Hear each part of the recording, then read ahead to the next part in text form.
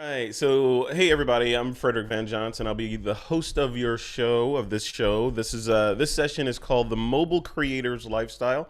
It's going to be a little bit different than you may have experienced during this conference in that my presentation yesterday was very slide heavy. It was about NFT technology and the world behind crypto and limited edition prints and that kind of thing. This one is, I think I've got what, six slides that I'm going to go through, and those are just setups for other things. And the thrust of this show is basically in a couple of acts. So I'm going to go through that in a second. Jeff Greenberg, you may notice his face on the screen here, is a good friend of mine with whom I've had some very spirited conversations about the role that mobile plays in a professional's workflow or doesn't play, as it were. So I thought rather than us have those behind closed doors or behind Zoom doors conversations, that we would have a chat about that and share our individual perspectives about that space in a dialogue live, kind of podcast style. So first couple minutes or first, 20, 30 minutes or so is going to be me by myself. Jeff's going to turn off his video and I'm going to be presenting, or Jeff, you can keep your video on. Your face is pretty. That get rid of that thumbnail. so, so the first will be me show and tell. I'm going to show you my workflow here, and I'm going to show you the direction that it is shifting to in 2022 with regard to mobile and what that loadout looks like versus a traditional, let's call it a 2021 type loadout, which should be interesting. And I think Jeff is going to have some opinions because Jeff's never short on opinions. So it's going to be good. So thanks everybody for joining this, and thanks for sounding off for about where you are at. This is going to be really good. I'm excited to do this. This presentation I've done before in different kind of iterations, and this is a kind of a 2 hour plus presentation that we're going to squeeze into 50 minutes plus an interview plus a Q&A. So chock full of information, chock full of goodness, and two good friends that get to talk about the thing that they love. So what more could you ask for? What more on a Friday could you ask for?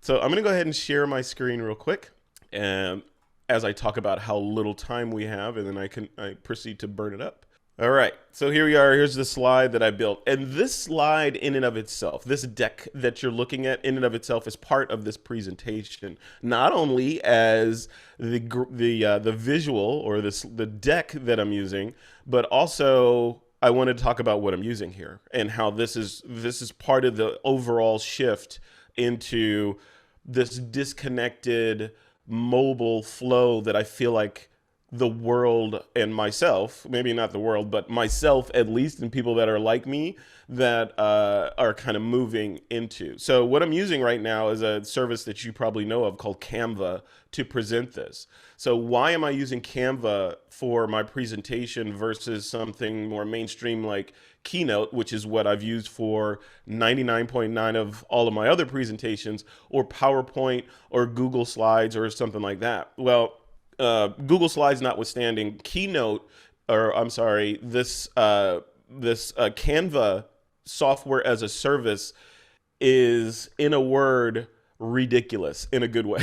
So it's ridiculous from the standpoint of it basically allows me to do these kinds of presentations mobily, right? So I've built what you're looking at right now, this entire presentation, and the one I did yesterday on NFT. So if you have a VIP pass and you're able to watch the replay of that, please check that out, because that was also done in Canva. If you don't have a VIP pass, use my code, which is just Frederick20.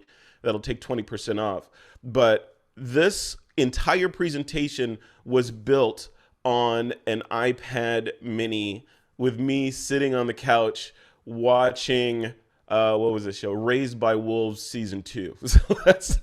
So the entire presentation was built with me with my feet kicked up on the coffee table with an Apple Pencil, kind of researching in tabs and bringing everything together here. So I say that at the top to kind of set the stage for what we're talking about here, and that is the shift from this modality of where I am now and where Jeff is, presumably, maybe in his home office, and how we've dedicated a significant amount of floor space. Yeah, thank you, Jeff. A significant amount of floor space in our homes to being an office, or to replicate what we do or what we used to do in a 9 to 5 environment. I'm arguing and waving the flag that I think maybe those days are coming to an end. Part of it spurred on by the COVID-19 lockdown and all that stuff. And even prior to that, there was this mass movement towards people working from home because the tools are there to allow us to work from home. I argue that we could take that a step further beyond just replicating our offices at home and then calling it a home office. What if we dispense with the whole idea of an office altogether, because we have the power and the tools, and we can just be, kind of domestic nomads and move around the house if we want to and still get production level work done. Now, that's not to say that you don't need a workstation. I know Jeff's going to bring this up, that, of course some people are going to need the workstation in order to do stuff. But, for a large percentage of the population of people or the content creators out there, mobile is good enough, and then probably more than good enough. So we're going to talk about that in this presentation. So I'm presenting this talk in 4 acts, and this is slide 2 of just a couple, like I said. So the first one is the first act is the quote act is unplugged, and that's kind of what we're doing now. We're kind of talking about this thing of this movement towards mobile, and why I think things are shifting in that direction. So that's where we are now. The second piece, or the second act, is a live walkthrough. So I'm going to share my screen or share my camera, and I'm just going to give you a look behind the scenes at the stuff in my home office right now. And this is a perfect time for you to be looking at this, because this is the current March 2022 iteration of my office. It's changed over time. I want to show you where it is now and then give you a glimpse into where it's going. And a spoiler is, this room will be something else very soon. So I no longer have to put this room on the, use this room as only dad's home office or dad's room. Don't go in there. I want to get away from that modality. And then the third act is the interview. So we'll be doing an interview with my friend. Let me shut my phone up. My phone is on silent yet still ringing. I'm going to do an interview with my friend, Mr. Jeff Greenberg. And this is going to be a discussion, like I said off the top. Jeff and I have had many, many discussions about mobile. Jeff is a professional editor. He runs probably the most popular subreddit on editing/editors, I believe it is, Jeff. So we're going to talk about that, and I think I lost my screen share. Okay, so we'll bring this back in a second. So we're going to talk about that, and then we'll be moving into, at the end of the presentation, or at the end of the hour, we'll be moving into the Q&A segment. So any questions that you guys have as we step through this, throw them in the Q&A pod. I know there's one question in there now. So if you have a question about anything that I'm going to talk about, please throw it in there. But I'll preface this with, you may be, like, as I step through this, you're going to be like, okay, where can I get a link to that? Where can I find that?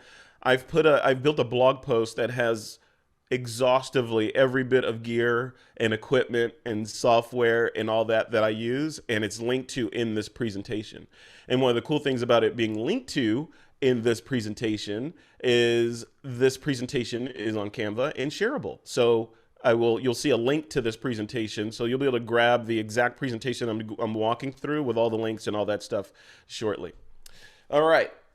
So, and Jeff Greenberg's link is in there as well. So, Jeff, I got you covered, man. I got you covered. All right, so I'm going to go, give me this 1 second. I'm going to go ahead and reshare my screen real quick. 1 second. Stand by. I'm just curious, while you're looking through that, are you using the paid version of Canva, Canva? I am. I upgraded. They got me. I needed it. Their upgrade processes worked on me, so I am using it. So, and here's a good inside baseball thing. So I was sharing my screen through Canva, And so as you'll see when I start sharing and showing you this setup, it is set up so that I can use my iPad Pro as a second display because I don't normally work with a second display. So I'm using the iPad Pro as a second display for my presenter screen. So everything that you guys see is basically the iPad Pro. But guess what knocks this off, right? The do not disturb. So my computer is on do not disturb, but for some reason, all of my devices just rang and kicked me out of the presentation. So I'm going to make sure that we are 100% in do not disturb on this machine and then reshare my screen real quick. Thank you for bearing with me. And then we'll continue stepping through this. Okay. No, Karina, we shouldn't call Frederick, and it takes a lot of self-restraint for me not to call him directly. Oh, you can call me. Yeah, call me anytime. Call me anytime. Speaking of Frederick, this is me. So, just a couple of notes about me. My name is Frederick Van Johnson. I'm a photographer and podcaster. I'm also a marketer and recovering, I guess, corporate employee. I've been recovering for about 10 years now. I think I got it licked. Maybe 11 years. I think I got it licked. I don't know. But yeah, my this slide used to be, or this section where I talk about me, used to be about 3 slides where I say, okay, I used to work here, I used to work there, and this is why you should be listening to me. It's 1 slide now with a paragraph on it, and I'm going to tell you I'm a photographer and a podcaster. I was in the Air Force for 8 years, 8+ years as a combat photojournalist. I left there, went to Silicon Valley, joined Apple, helped with the development of iPhoto and Aperture, and then went over to Adobe and joined the Lightroom team over there. And now I'm doing my own thing, which I've been doing. I was doing this in tandem with my corporate gigs, but now I'm just doing this and have been doing this for the better part of a decade. So that's who I am, and that's where I am right now. So I just want to throw that in there. So a little bit of discussion. This slide was 10 slides condensed down into 1, right? And again, you're going to get links to this. So don't worry about, taking notes or worrying about the gear that I'm going to show in just a second. But I just wanted to set the stage, and a lot of this is setting the stage for the conversation with Jeff Greenberg. Hardware, software, distribution, and delivery. Let's start with hardware. So if you have been paying attention, you know that Apple launched a new iteration this week of the M1 processor, so and some other whiz-bang things, but the M1 Ultra was launched, and that is, I think, a game changer in many ways because the M1 processor unlocked a lot of doors for mobile content creators in terms of performance and battery life. I think it's there now in terms of being able to just use your mobile device. When I say mobile device, I mean, in my world, I'm Apple. I know, there are some people that aren't, right? But I use iMacs, or sorry, I use the iPad. I use the Apple, the iPhone, and right now I'm on just an old Mac Mini as my current desktop machine. But the M1 processors have gotten things to a point where we can do pretty much what we need to do with an asterisk with a mobile device. With this mobile device, we can dive in, and it changes everything. The mobile device, being able to do and maintain a professional level of quality with a mobile device-centric workflow changes how you pack when you go on trips. It changes how much luggage you take with you. It changes your day-to-day. It changes the security. If you're in a hotel room, what you have to secure, all this stuff kind of shifts a little bit when you get away from a laptop or desktop-centric workflow, which is the hardware side of this. The software side of this, in my world, I do a lot of video, and I do a lot of kind of Photoshop and photography and that kind of thing. The tools are there now for that as well. Jeff and I have spoken extensively about the LumaFusion application, which we're going to talk about a little bit during that segment. LumaFusion on the iPad and on the iPhone is I think what they're going for is they're trying to make an analog to Final Cut Pro, but on mobile, but leaning into mobile, right? So it's not, okay, here's this app and it works great on the desktop or on the laptop, but on mobile, it works okay, but with these caveats. It's taking the different directions. Like, what if what if you created an application that was fun to use, that you can edit with an Apple Pencil and drag clips around and kind of be more tactile and touchy-feely with your content versus at a workstation and editing and all that. So we're going to talk about, so the software, we're going to talk about that. So the software, I feel like, is there and getting better and better every day with every release with this stuff. And then the last piece of this, Jeff and I will talk about, is distribution and delivery. So I would argue, and I'm not a professional cutter. So that's where Jeff comes in. But if you look at distribution and delivery from the standpoint of most of the things that we create these days are delivered digitally online, right? And if you look at the number, if we just take the US, the United States numbers, or even globally, the footprint of mobile devices far surpasses any other way that people are going to consume your media, which means that's the target lowest common denominator is mobile, is these devices. So why not start there and create there? So the distribution of it, you're creating on something that is the same as the end user is going to consume that thing on, right? So distribution, one thing. And then the other side of it is lots of people that I know, influencers, are getting requests from brands to create content that's not perfect. Like they want vertical video, they want less than produced video that looks more real, and people are going through pains to make their content look less polished, right? Vertical video. Even Panasonic. I was a spokesperson for Panasonic's GH6 launch last week, I think it was, or week before. So they launched a brand new, their flagship Micro Four Thirds camera, the GH6, and they asked me to be the spokesperson for it. And I have one here. One of the coolest things about that camera is the fact that it shoots in a 4:3 aspect ratio, but you're able to crop to 16:9 or 9:16 within the camera.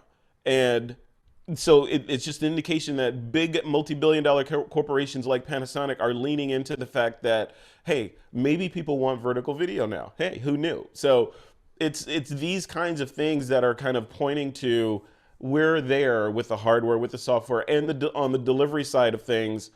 You know, brands are asking for less quality in a lot of cases, not more, right? So how do we lean into that? So we're going to talk about that. So now, that's it for the slides for the most part. So this is a quick hardware show and tell. This is a QR code that'll take you to the link below it, or you can just, when you grab the presentation, you can click on that link or grab it now. But this will take you to a post on my site, thisweekinphoto.com, that will list out all of the gear that I'm using exhaustively, so you don't have to worry about it. Okay? All right. So that's that. And 20 minutes, I'm into it. So Jeff, I'm going. So now we are going to do the quick show and tell here. I'm going to give you a behind the scenes, never before seen look. Well, not never before seen, but rarely seen look at how I do things over here. And then I'll tell you where it's going. So I'm going to share my camera here. All right, here we go. All right, so you should be looking at my phone. Hopefully I've sanitized it and there's not anything that shouldn't be seen on there. So here's my phone. If you're curious, this is what's in my photos and video folder. These are the apps that I use most. Photos, of course, Snapseed. And each one of these is a presentation in and of itself, so I won't go into them. But this is what I have at the ready all the time. And I'll tell you, most of these, or a lot of these, are rarely used, as you can tell by the download link next to them. But what I'm using all the time for the most part is Apple Photos and the camera app inside of here, and then also Filmic Pro for video type stuff. But what I want to use the phone for here specifically is for the camera, because I want to show you what's happening in this here studio. And I think, can I go vertical? No, I cannot. Okay, so let's take a look at the studio here.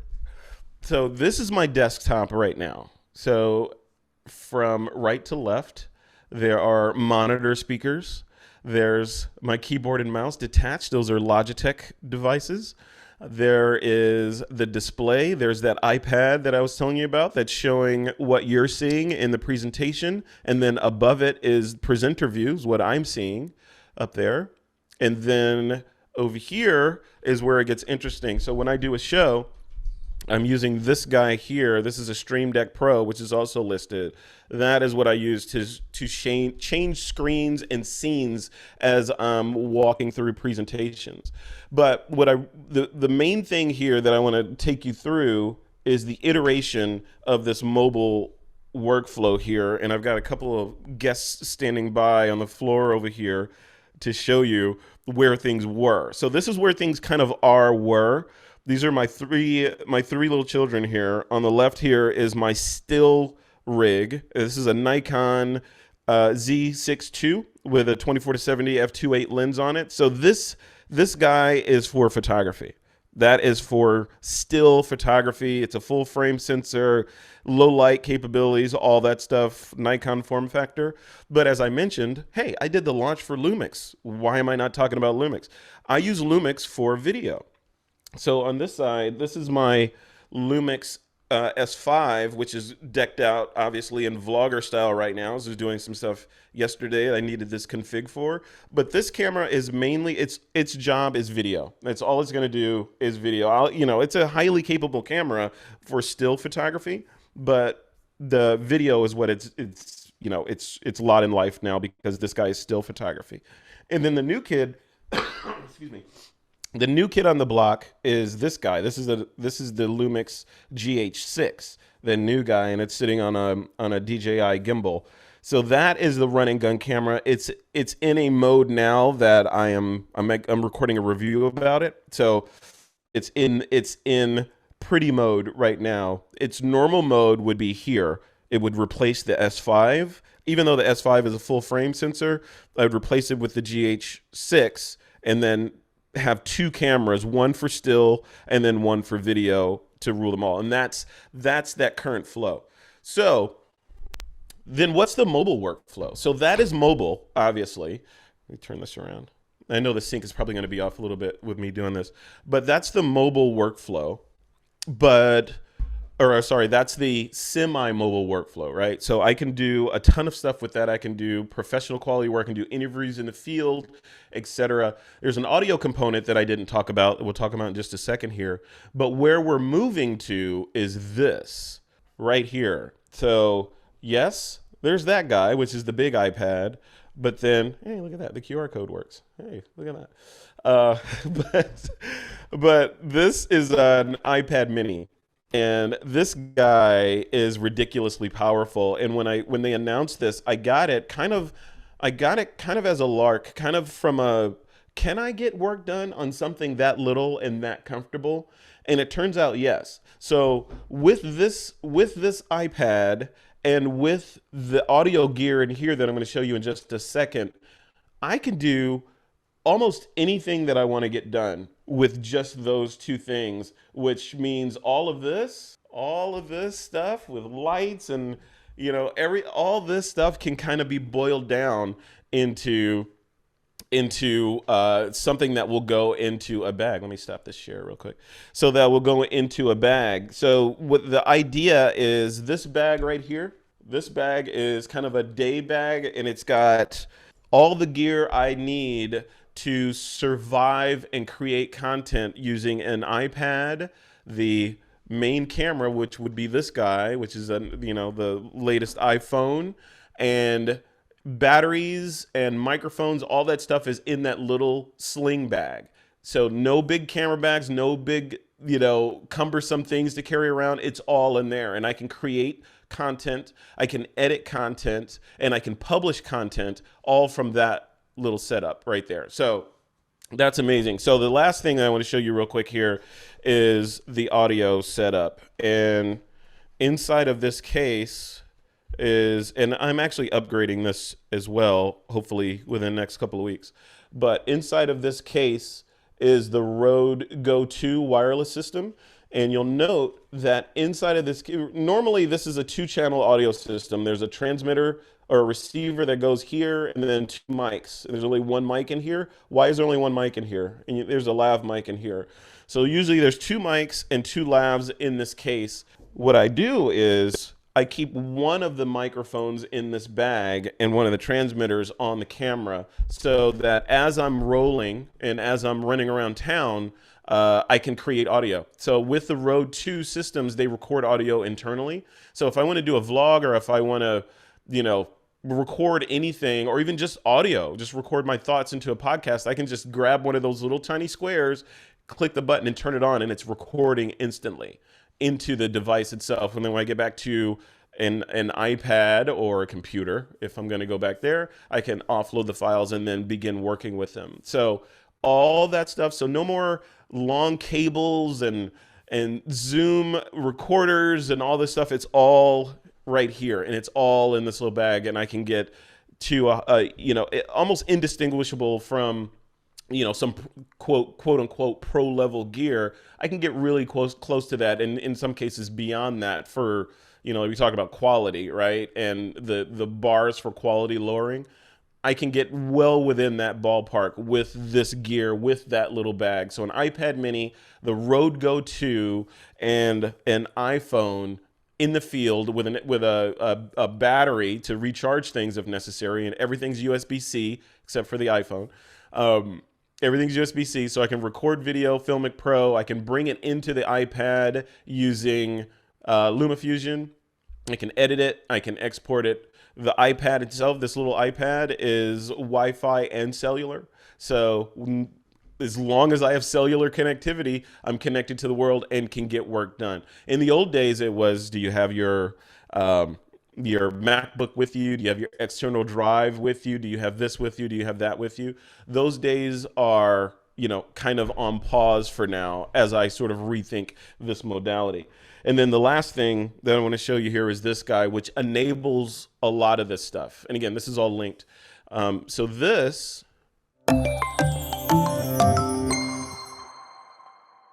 is an Acasis 10-in-1 hub.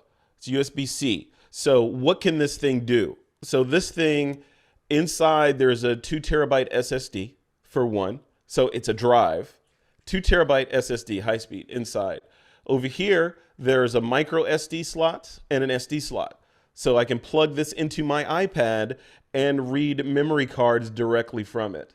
There's a headphone jack on here, so I can plug headphones into my device. There's 2 standard USB slots and a USB slot on here. So I can plug another drive into this and mount it to my iPad directly and edit footage directly from this. All that, right? But wait, there's more. On the side here of this guy, there's is this 10-1? Okay, so yeah, Ethernet. So there's there's an Ethernet post. I think it's 10-100. I'm not sure what the speed is. But this is an Ethernet port on the side of this guy, and an HDMI. So HDMI out on this. And then on this side of it, there are 2 additional USB-C ports. One is for power only. So you can plug a USB-C power brick or AC into this thing and power your whole setup, including any drives that were plugged into this, and an additional USB-C port that you'd plug into your computer. So you plug this into your computer, give it power, and then you've basically got a hub, an IO hub for all of your work, including an internal SSD, 2 terabyte. This internal SSD, I just took the top off, it's in there, and it's removable and changeable. So you can take that out and upgrade it to a 4 terabyte or whatever your budget allows can go in this thing. So now this goes in that little bag. So this is in the bag, iPad mini, I'm good to go. I can edit footage directly off of this. LumaFusion, that app I talked to you about before, the iOS kind of analog to Final Cut Pro, that guy, they updated it, I think about a year ago, maybe a little less, to allow editing on external volumes, which was a game changer, and that kind of shifted everything, because before that you were constricted to the space on your device for all of your files. So now you're no longer constricted.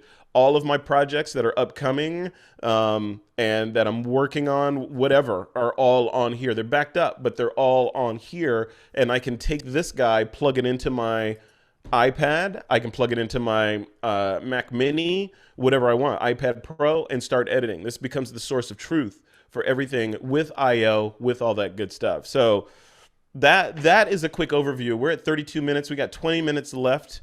I want to jump back into the slides real quick and introduce somebody to you, which you've been seeing this entire time.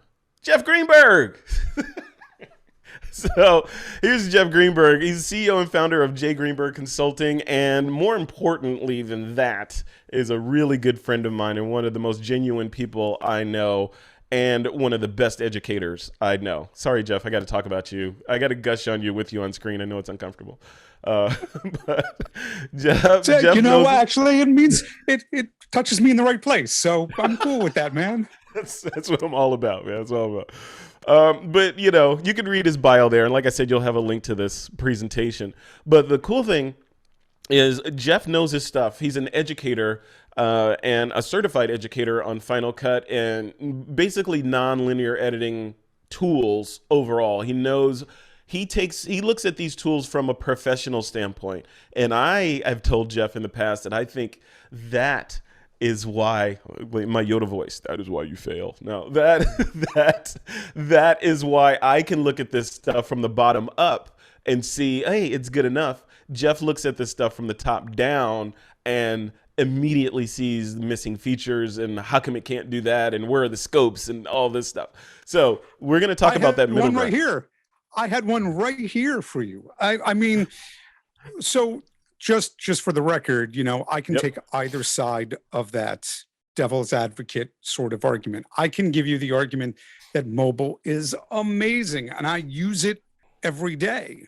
Mm-hmm. But my first one to you is, what if I need a noise reduction plugin on that latest podcast interview you just did, because you did it out on a location and there's a truck in the background, and we're done. You need a VST plugin.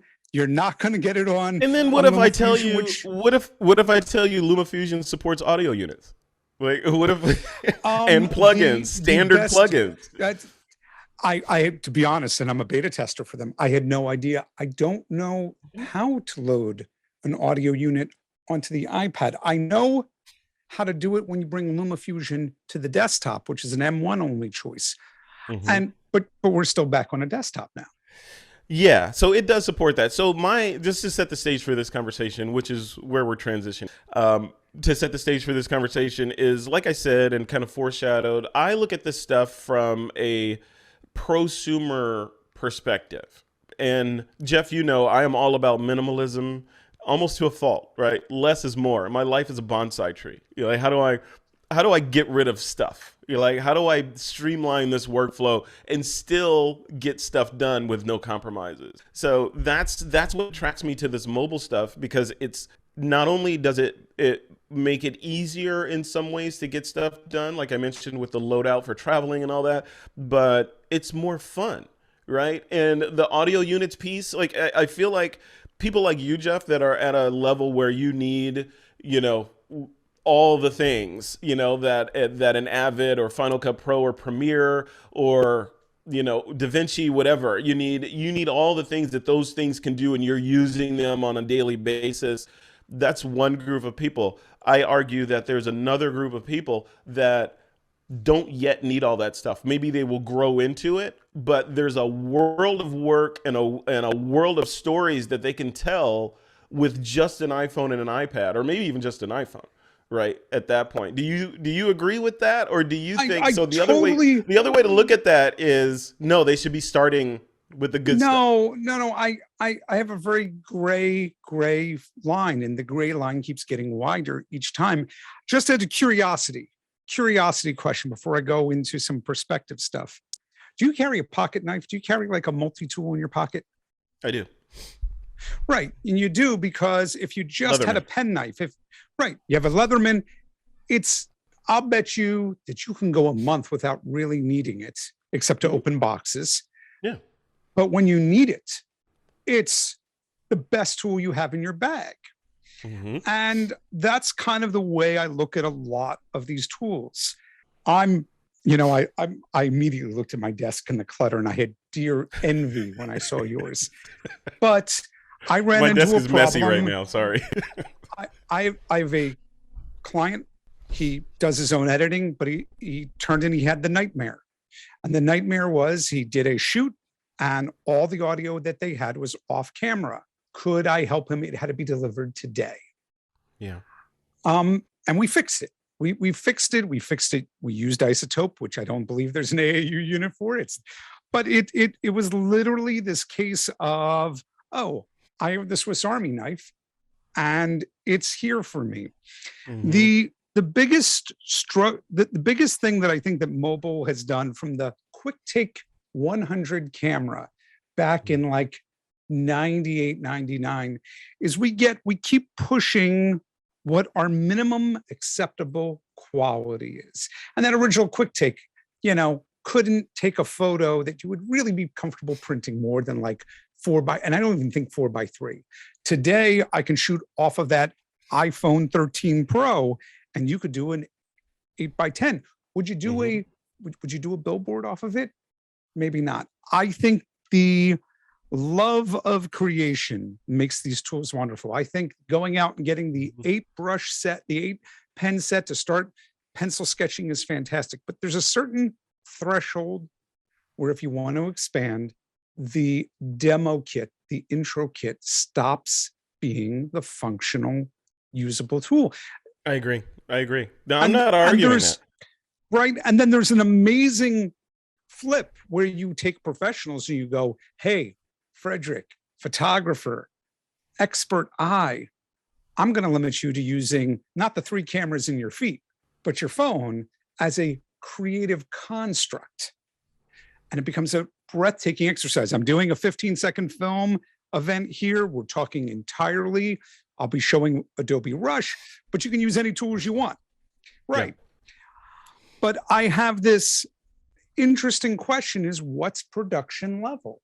And that really, I think, is that fine line that's that the you question. and I flirt back and forth. That is the question, production level. So your definition of production level and my definition of production level are different, right? Because it's situational. It depends on what your end goal is, number one. And the second thing is, you mentioned the analogy of, what if I need all these other things and I hit that wall while I'm doing this? And these tools that I'm using are substandard because they don't have these. I argue that I didn't say substandard. Okay, or substandard. Inadequate, right? I'm going to say a brick wall. When you hit that brick wall on mobile, right? That brick wall, you end up plastering your face hard against the brick wall. That's right, all. but do you encumber yourself with unnecessary features on the off chance that there will be something that you need in these other applications? For you're going to encumber yourself, let's call it 75% of the time, with just in case features, when you could be enjoying life that 75% of the time with enough features, is what I'm arguing. And then when you hit those times when you feel like you're bumping your head against the wall too often, that's when you say, okay, I need this mobile thing isn't working for me. I need to move up to Final Cut or something like that. Sure. I'm going to ask a very scary question. I think it's a scary question. Uh-oh. Are you truly engaged as a creative if you're sitting on your couch and watching, what was the show you were watching? Raised by Wolves. Raised by Wolves, season 2. Are you truly engaged if you're distracted on a constant basis? And I have a creativity credo, which is really uncomfortable, I find, for a lot, which is, I think it's crucial to get bored. I think that it's, I have times where I'm brainstorming and I will set a Pomodoro 25-minute timer. And I have the self-control. I can quit all the other apps. I just have a mind map in front of me. But all I want to do is focus on being creative. And we can get into a differentiation between monkey mechanical work and creative work. But I would grossly argue that you sitting there watching Raised by Wolves means that you're not really listening to the podcast. You're not really hearing the person.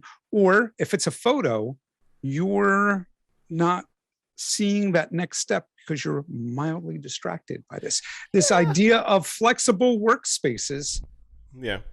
Might not be the best for and you're talking to somebody who you take the blinders off, Jeff Greenberg. I'm talking sure.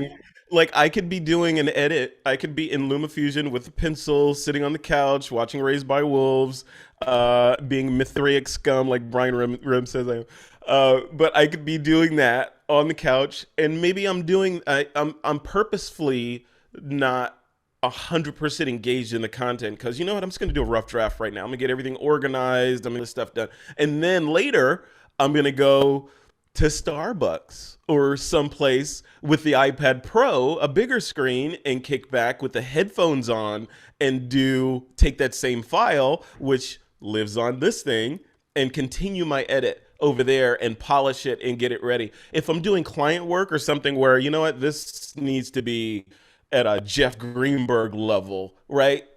I can come get on the MacBook Pro and plug it into a display if I want to, use a proper keyboard and mouse, and go to town, doing that. The point is, why do I have to, even if I'm cutting something that's relatively simple and fun, why do I have to come to this modality to get it done? How come I can't just go and start, hey, I'm sitting in the doctor's office waiting my turn. How come I can't start an edit on my phone and then continue later? I can do it in Adobe Rush if I want to, and then do it, finish it up in Premiere later.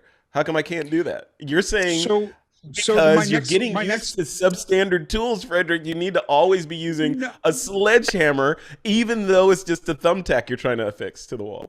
Well, I would go more with, picking the right surgical tool than a sledgehammer. I would call mobile much more the sledgehammer than these expressive tools. Because, when we talk about tools as an analogy, what we're really talking about is the ability to quickly and accurately shape. And I was watching Carl Soule do a really nice fresh demo. But as he's dragging, I realize he's got like 9 fingers not available. We lost your picture. I hope you're coming back.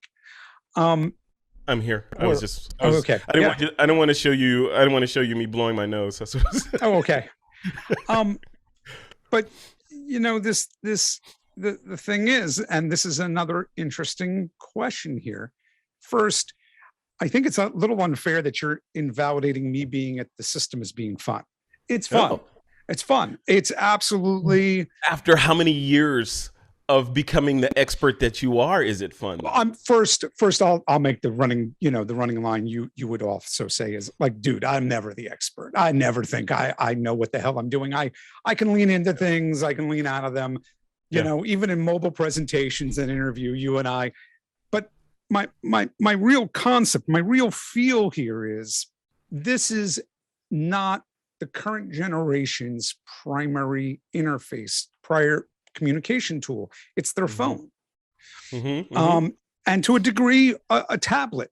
My big picture question is that the best tool if they're really engaging and caring about their work? If you show up on set and the client's paying you $2,500 a day or $1,000 a day, and you whip out 2 iPhones, your client perception, and it doesn't make a difference what client it is. It could be the local coffee shop. It could be a car commercial. I think that when you do the work predominantly for yourself, you pick whatever tool you want, and you're clearly doing that. If you've got a shoot where you've got booked a studio with a model, a top level model, and you've got a crew to set up your lights.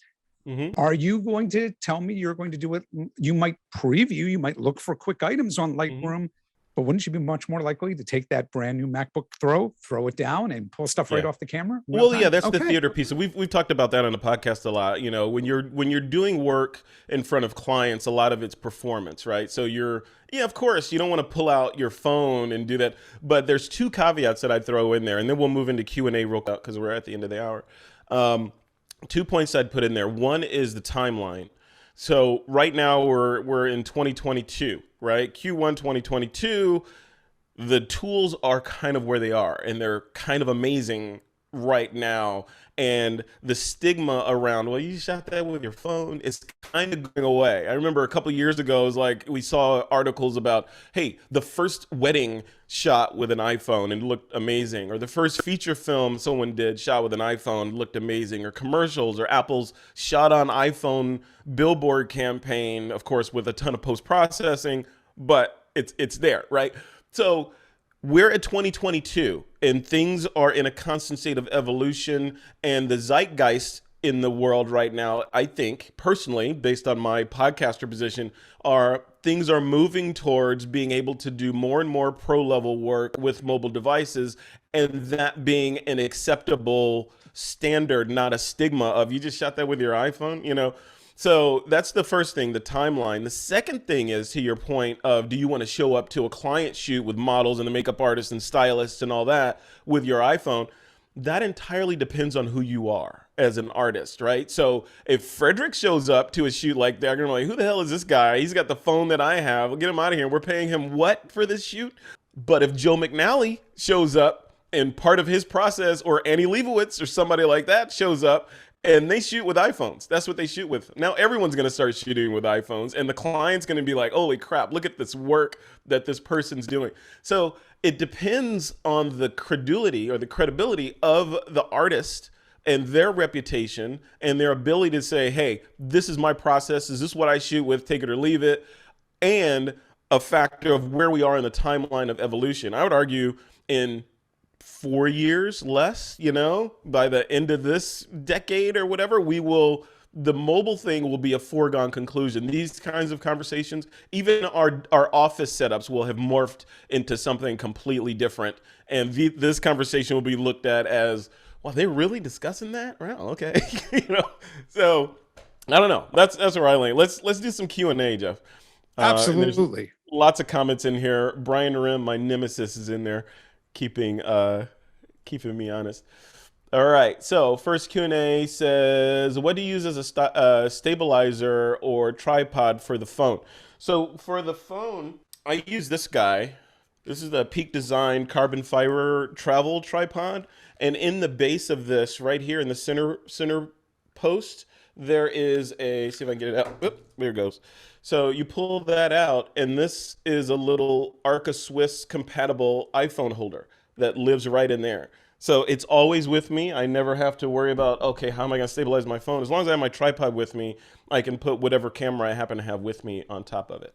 All right, Mary Ellen Vixta says, although I'm having problems sharing my iPad Pro through my new MacBook Pro with the M1 chip, still trying to troubleshoot that since I still love sharing photos and presentations from my iPad. Any suggestions?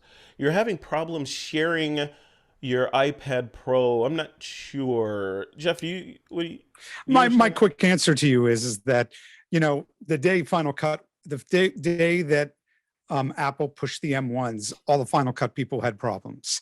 And in about 30 to 60 days, it resolved itself. Apple is very, very, very good about making sure their ecosystem works. So my biggest answer there, just as far as those headaches go, Mary Ellen, my first instinct is call Apple, because they'll have an answer, or one's coming. So that's my positivity around that Apple ecosystem. I don't have much beyond that, my friend. Okay, so I just put, people are asking what's this hub I'm using. It's called Acasis, ACASIS. It's an Acasis 10-in-1 hub. So just Google Acasis 10-in-1 hub, you'll find it. And Clement wants to know, is it USB 3.1 or 3.2 or USB 4? This one, which I got about I want to say 10 months ago, is these two ports on the top here. This is Type C 3.1 on the front. This is USB 3.1, and this one is USB 3.0 on the front. And then these ports on the side, this is just regular USB-C and USB-C PD, or power delivery. So this is the juice. So one for juice, one for data. All right, and final question from Ed Judge before we wrap this guy up is, Ed says, what are you using for webcams? Both of you look great. So I am using, I wonder if I can show you this real quick, just to round it out. I will show you what I'm using here, and I love it. I've been using this forever. Okay, so right here, this, my friends, is a Lumix Micro Four Thirds BGH1 box camera. And on top of it is a Lumix XLR1 XLR adapter, which lets me plug the mic that I'm speaking to you on right now into the camera. So my signal flow is going from this Shure SM7B microphone through directly into the XLR, which and then I'm coming out of the XLR or coming out of this camera into an HDMI converter called a cam link, and the cam link is running into the Mac, and that's the flow. So I love that little camera is great. That I believe the BGH1 was Panasonic's first micro four thirds Netflix certified camera, and clearly I'm using it to the best of its capability by using it as a webcam. So yeah, so it's that camera, and then the lens on it is the 12 to 35 f2.8 micro four thirds lens. So that's giving me this picture, and I think you caught a glimpse of it. I have a softbox above it that's lighting me up, and I have some lights behind me that I can activate to do kind of, depending on the time of day, give me a little kicker back there. Jeff, what are you using? I'm using a Sony A5000. I was able to pick it up for under $400 because it still sits on some shelves out there, brand new. It's only a high def feed, but relatively speaking, I don't want to push 4K of me, much less 4K through it, although it would give me some framing. And then, one of the things that you and I have talked about a lot, my background is virtualized, and I'm just going to go ahead and pull that out so you can see. But like Frederick, I've done a lot to get my lighting right. So I've got 4 different lights here, which is why that screen, which is significantly behind me, Oh yeah, that's fine. why that screen is lit so well is because I spent time to get it right.